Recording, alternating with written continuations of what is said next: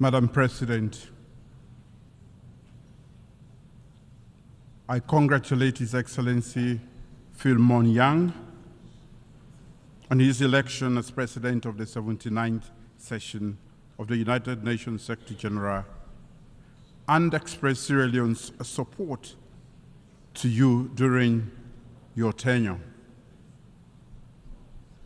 I extend my deep gratitude to His Excellency Dennis Francis for his principled stewardship as President of the 78th session of the United Nations General Assembly. I appreciate and thank His Excellency Antonio Guterres, Secretary General of the United Nations, for his tireless effort and global leadership. Madam President, more than 30 years ago, Sierra Leone was plunged into a decade-long brutal civil war. More than 50,000 people were killed, and millions fled their homes as refugees and internally displaced persons. The situation in Sierra Leone at that time was not unique. Conflicts existed in other parts of West Africa, in Africa, and around the world. In Sierra Leone, however, we overcame our challenges with a common vision for peace through genuine dialogue, committed leadership, and action.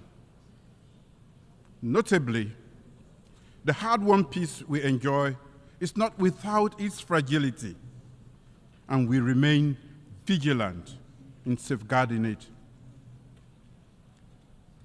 Sierra Leone's peace journey exemplifies the values of ownership, engagement through dialogue, and our partnership with ECOWAS, the United Nations, and the broader international community, which yielded the peace dividend. This story has shaped our engagement at the United Nations Security Council since the commencement of our second tenure in January this year. For almost 9 months, Sierra Leone, as an elected member of the United Nations Security Council, has endeavored to be a voice of reason and a bridge builder with balance and objectivity. We will continue to promote respect for and adherence to international law and the UN Charter, ensure the protection of civilians, end impunity through accountability, and foster dialogue for the peaceful settlement of disputes. Our commitment to these principles is even more imperative now than ever before, as we are confronted with conflicts of great magnitude in the Middle East, Africa, Asia, and Europe. The need for a ceasefire in Gaza and the wider Middle East, as well as in Sudan, Eastern Democratic Republic of Congo, and Ukraine, is not just pressing, but urgent. Immediate action is required to prevent further loss of precious lives and human suffering. We need collective action to stop all conflicts and engage in meaningful dialogue so that the countries can move forward with their development agenda in peace, security, and stability. As a country that has experienced the devastating consequences of armed conflict, we acknowledge that peace cannot be achieved in isolation. It requires inclusive political processes, economic development, and respect for human rights. For the millions of civilians trapped in ongoing armed conflicts, words of condemnation and empathy alone are not enough. It is imperative that we act together as the United Nations with a sustained commitment to end the cycle of violence and give innocent civilians the opportunity to enjoy lasting peace and prosperity. In the Sahel and West Africa, the regional leadership has been hard at work to find urgent solutions to the numerous peace and security challenges, particularly to curb the spread of terrorism and violent extremism. I call upon the international community to strengthen support for African-led peace initiatives and for the United Nations to play a more active role in addressing the root causes of conflicts. The safety and security of the people in the Sahel and parts of West Africa require a strong commitment from all relevant actors to engage in political dialogue and diplomacy actively to ensure we provide countries in the front line, especially Burkina Faso, Mali, Niger, the necessary support they need. Commitment to political transition is necessary, but it should never be at the expense of the safety of vulnerable civilians. There can be commitment and action on both. I've called for meaningful dialogue and led by example by visiting the head of state of Burkina Faso before Sierra Leone assumed the presidency of the United Nations Security Council in August 2024. We need to build bridges, and this requires the international community's commitment to working with the regions to implement dialogue-based, region-led, and region-owned solutions. Madam President, our current tenure at the United Nations Security Council has reinforced the view that there is an urgent need for reform. Nearly 80 years after its creation, the Security Council has been stuck in time. Its imbalanced composition is unjust and at odds with current realities, undermining its legitimacy and effectiveness. Unfortunately, Africa remains the unquestionable victim in all of this. Without structural change, the Security Council's effective performance and legitimacy remains unquestionable.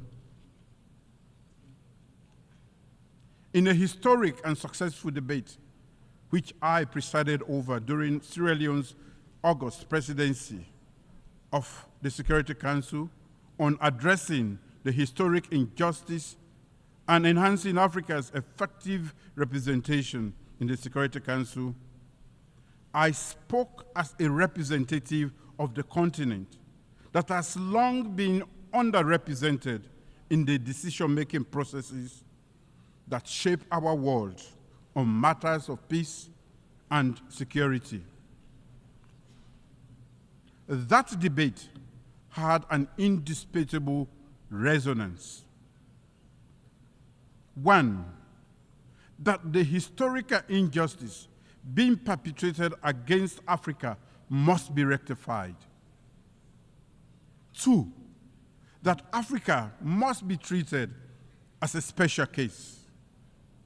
And three, that it must be prioritized in the reform process.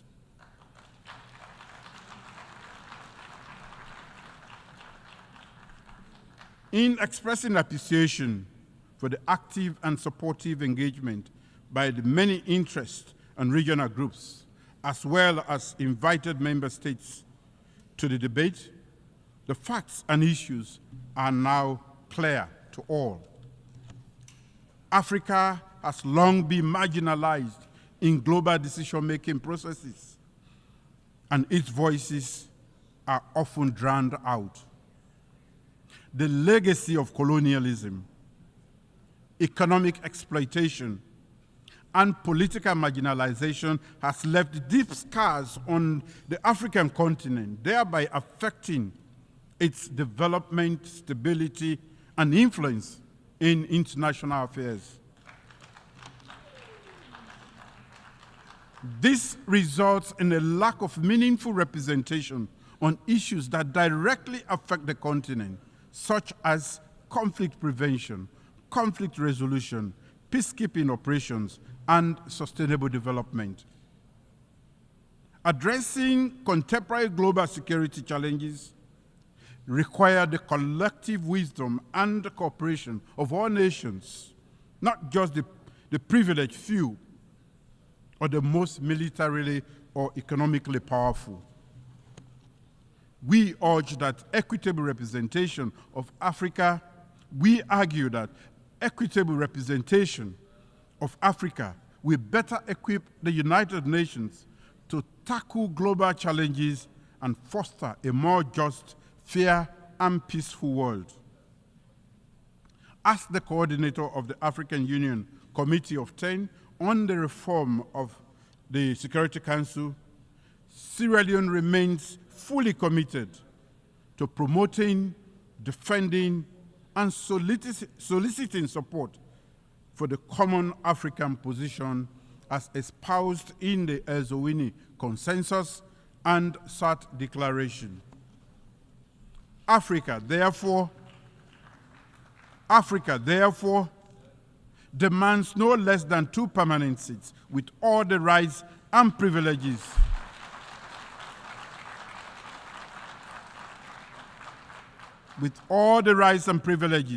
of the permanent members, including the right to veto and 2 additional seats in the non-permanent category of the Security Council.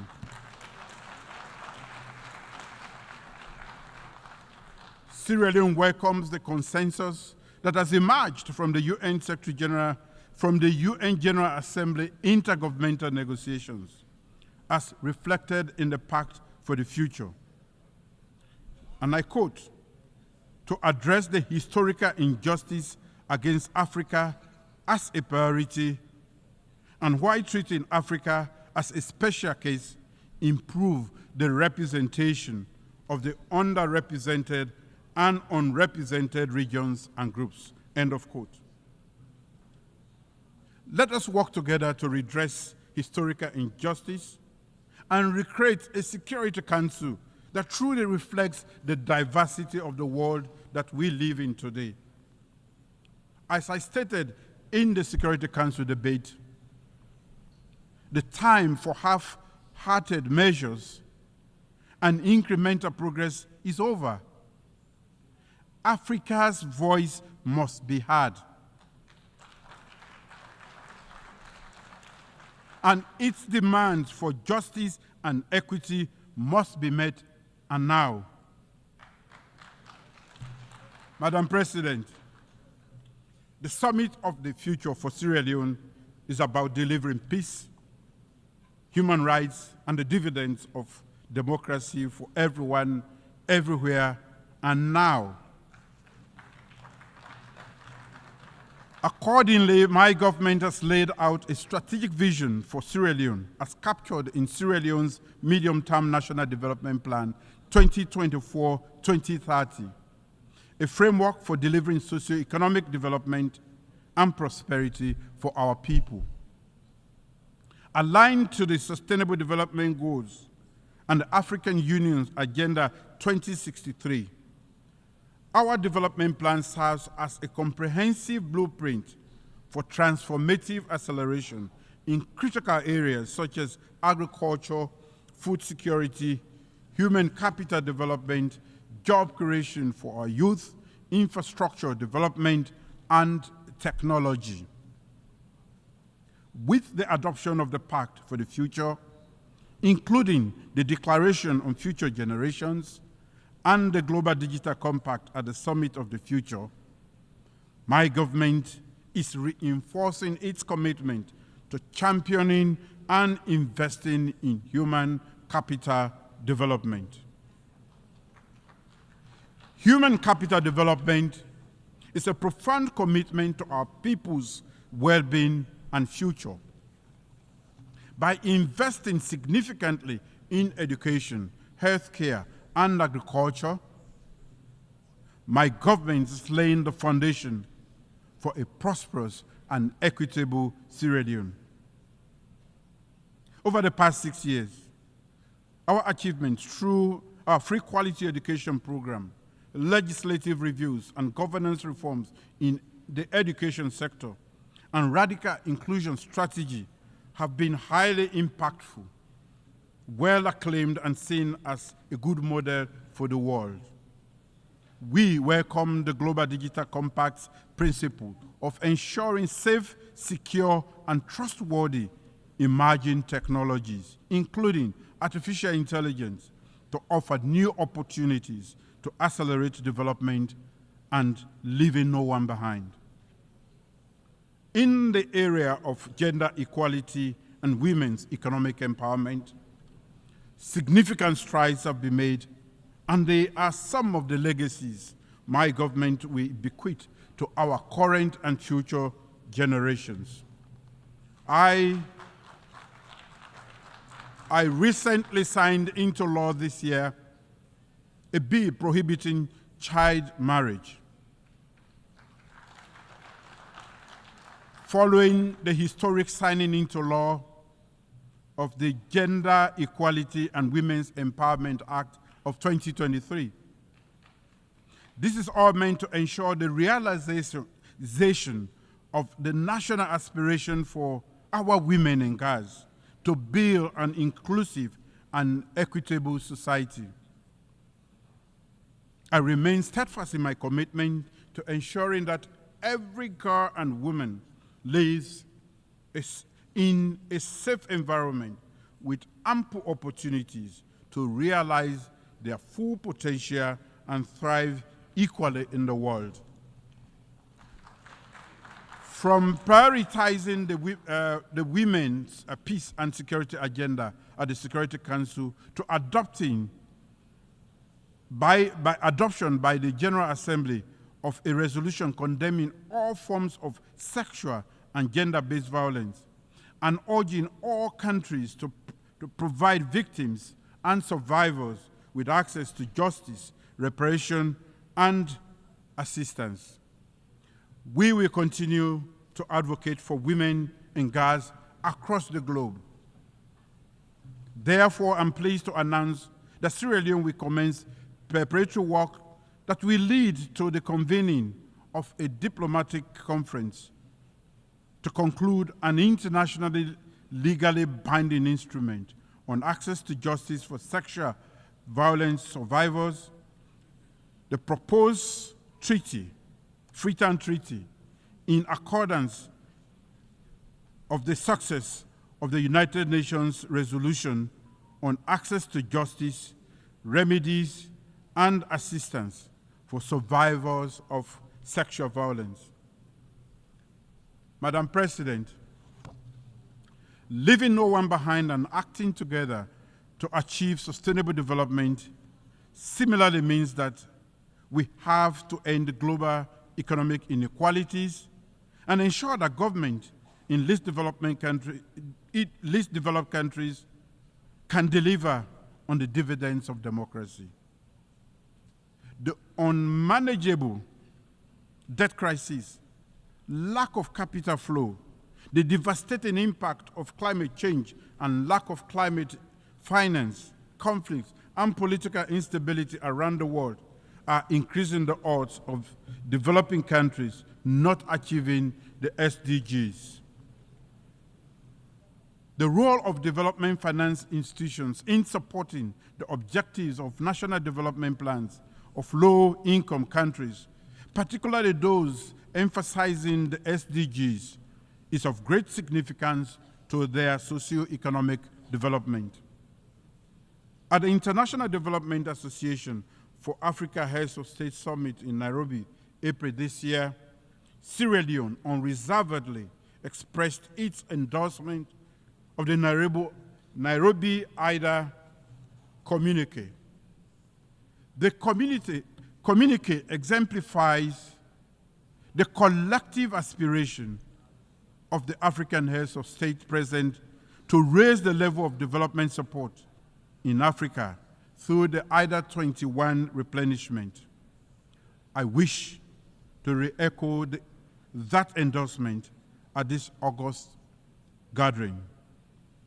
IDA's affordable concessional finance allows African leaders to develop our economies, enhance education and healthcare, deal with increasing effects of climate change, and expand electricity and digital access without becoming buried in unsustainable debt.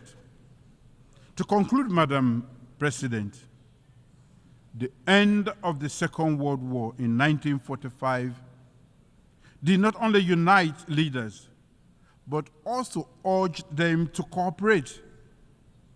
This was the birth of multilateralism. As the African proverb says, our two hands do not wash themselves. They wash one another.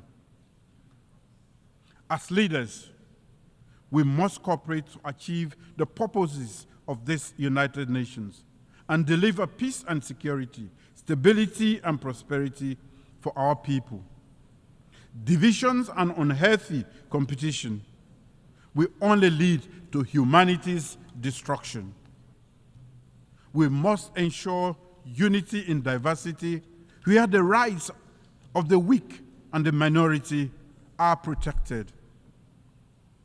So let us safeguard our multilateral system.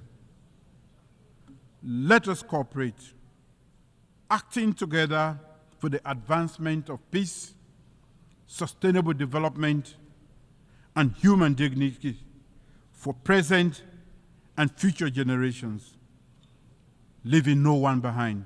Thank you.